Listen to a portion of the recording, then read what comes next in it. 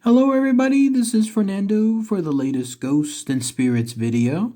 Alright, let's go ahead and let's do another entry here, yet again based on one of your new suggestions.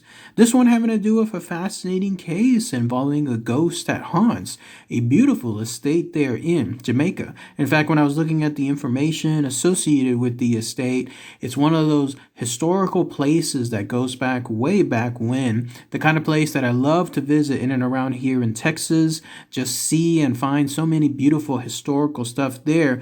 But in this case, of course, the irony or the twist is that here you have an evil spirit that apparently roams this location. In fact, she apparently does some dastardly things, all because of the way that she lived beforehand. But at the very same time, there's almost like an urban legend associated with her. There's the idea that there truly was an Annie Palmer. However, things were much different, like when it came to who she really was compared to this ghost and the stories and the origins surrounding it. And I'll explain why. It's up to you to believe which one is essentially true. So let's go ahead and let's talk about that here. It goes by a very, very unique name as well. It's known as the White Witch of Rose Hall. So let's go ahead and let's talk about again all the great information associated with this very, very fascinating ghost and the ghost story tied to it. So here's essentially what happened. If you want to find the location of this place, you basically have to go there to Jamaica, and there's a very popular tourist attraction there known as the Rose Hall Great House. And in fact, you're looking at a picture of it here. Again, as I said a minute ago, what a beautiful looking place, isn't it? It's a place that you could just, like if it was me, I could walk up there in the morning and then I could stay there for the entire day, almost towards the afternoon/evening, and probably still not have enough time to see so many of the wonderful things there within that location. You better believe I'd be taking a lot of pictures of it too. But yes, this is a very, very old place. It's a plantation, or actually it was tied to a plantation back in the 1800s.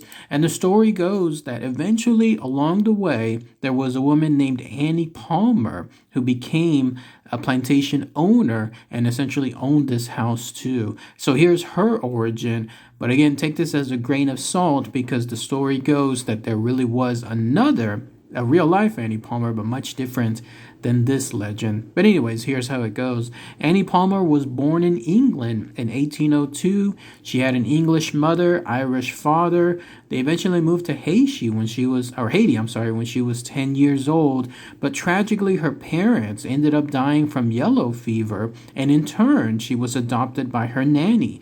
This nanny, though, had a twist. She was actually a voodoo priestess, and she ended up both raising Annie and also teaching her own black arts, like essentially how to learn the magical stuff, the bad magic, in other words, that this voodoo priestess already had. This is again something that comes to mind like almost with red flags, because if her parents died, you wonder like where's the rest of Annie's family? How come essentially they didn't come forth and then adopt Annie or help take care of her afterward?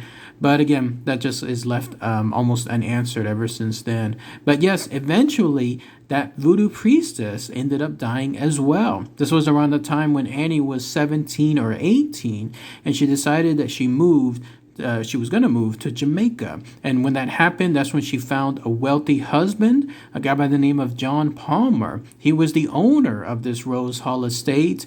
And then she eventually used her black arts, the way, again, the urban legend continues. She used her black arts to essentially trap him into a marriage. Who knows if this meant like where she seduced him, made it a mixture of, let's say, playing with his mind using the black arts, or if it was just simply blackmail, like doing something else entirely different and just making sure that he would agree to marry her. Either way, though, that ended up happening, and eventually this place, this location, grew in terms of prominence, in terms of the plantation and the slaves that were there. That was another thing to mention too. This location was one of the largest locations that had slaves right there in Jamaica. And even though she was there with her husband, it was not long essentially until that husband ended up dying. But the story goes that it was because Annie herself wanted to control the plantation, and she poisoned her very first husband. I say first because she actually ended up marrying several times later with her second husband.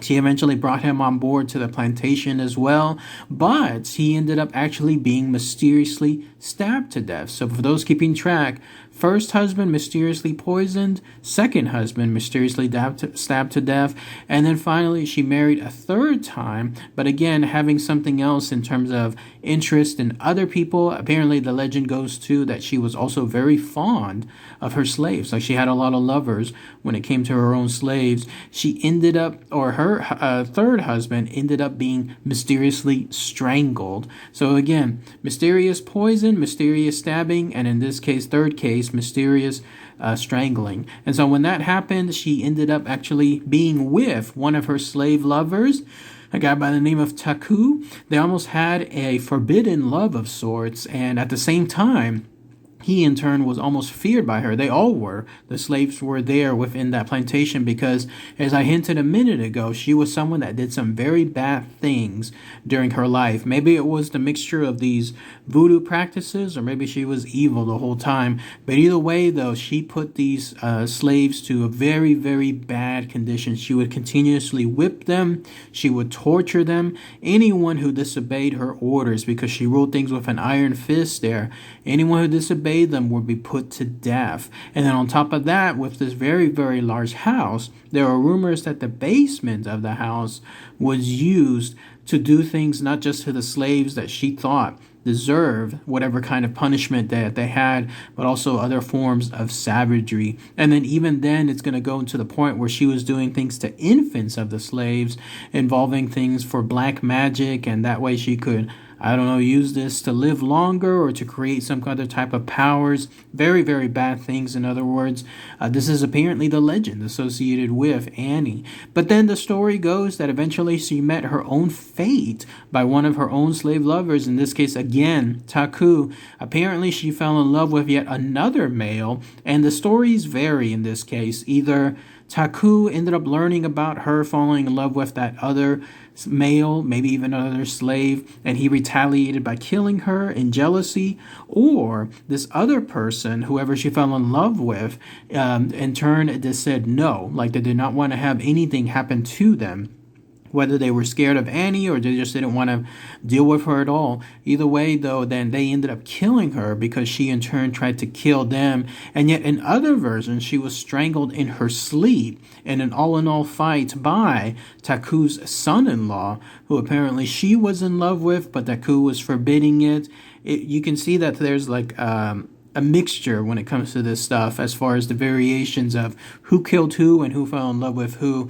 Either way, though, she ended up dying, and the story concludes with her and her powers being trapped or almost trapped within this. You're looking at it now. This is apparently her tomb. You can find it there within the actual estate. If you go there, you can obviously be right up to it, take pictures, probably touch it and so on. But the story goes that the slaves, even after her death, were so fearful of her great magic powers, they tried to not only bury her in their tomb, but keep whatever power she had even after death, because her spirit would be powerful as is, tried to keep it trapped within the tomb itself. A voodoo ritual performance was actually done to try to keep that stuff locked in, but the legend continues that it was too late. Either her magic was too strong, her spirit was too strong, or they didn't fully do anything as far as the actual ritual, and so her spirit was able to escape, and she roams that plantation to this very day. In fact, if you go there today,